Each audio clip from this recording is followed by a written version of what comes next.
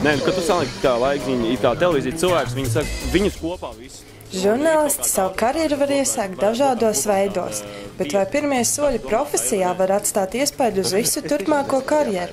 Sporta žurnālists Renārs Zeltiņš atpazīstamību ieguva, veidojot neloģisko jautājumu sižetus Geto TV, kur viņš darbojas vēl joprojām. Neloģisko jautājumu ideja radusies jau pirms 10 gadiem, bet īstenota pirmo reizi tikai pagājušajā gadā.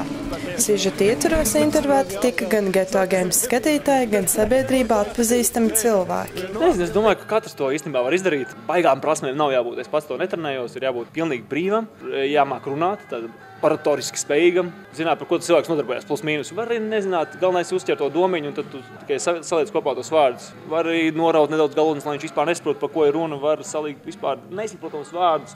Šim, kas figuro žurnāls Pildspalva, tu raksti iekšā un kamēr filmē, paga, un tad sākās aiziet. Un tikai uzķer momentiņu, ka uzprasīja to, kas tieši.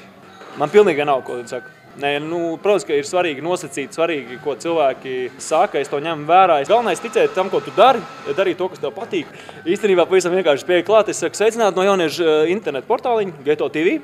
Varētu pāris vārdus. Iedomājies, mēs esam Spēlmaņu naktī. Uzaicinu aktris vai aktieru parunāties. Viņš man prasa, par ko mēs runāsim. Spēlmaņu naktī. Es saku, kā? Par banāniem, par leduskapiem, par mašīnām. Viņš saka, nopietni, es saku, netaču par Spēlmaņu nakti, par aktieriem. Galvenais, kurā vietā tu esi, vai tā ir īstā bija gada jubileja, vai tas ir kāds tusiņš, vai tā ir Spēlmaņu nakts, vai jebkas cits.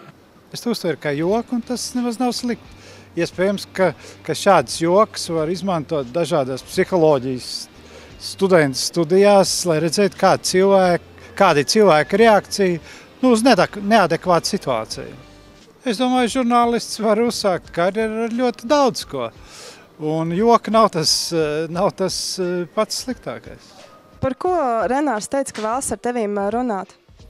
Sākumā patiesībā arī tajā video failā, kurā ir šie neloģiskie jautājumi, tad tur nemaz nav publicēti tie sākuma jautājumi, kur bija pavisam loģiski un viegli saprotami un viegli atbildami. Un sākumā tas viss bija par darbiem, par Dīstēla jubileju, jo viņš bija atnācis uz Dīstēla gada jubilejas svinībām, un tad arī mūs uz vietas noķēra.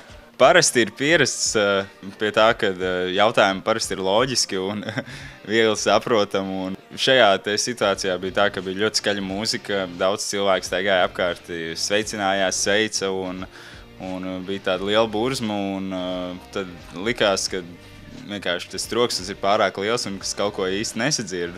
Kā tev šķiet, vai žurnālists var sākt savu karjeru ar šādiem jokiem, vai pēc tam viņu uztvers nopietni?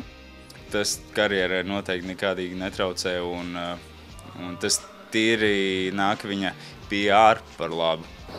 Tam nav nekāda sakara, ja viņš, kā es saku, ar cilvēku savu karjeru, vai viņš sāk ar joku, vai tas joks ir veiksmīgs vai neveiksmīgs. Es domāju, ka karjera atkarīga no tā, cik daudz pats žurnālists vēlas mācīties.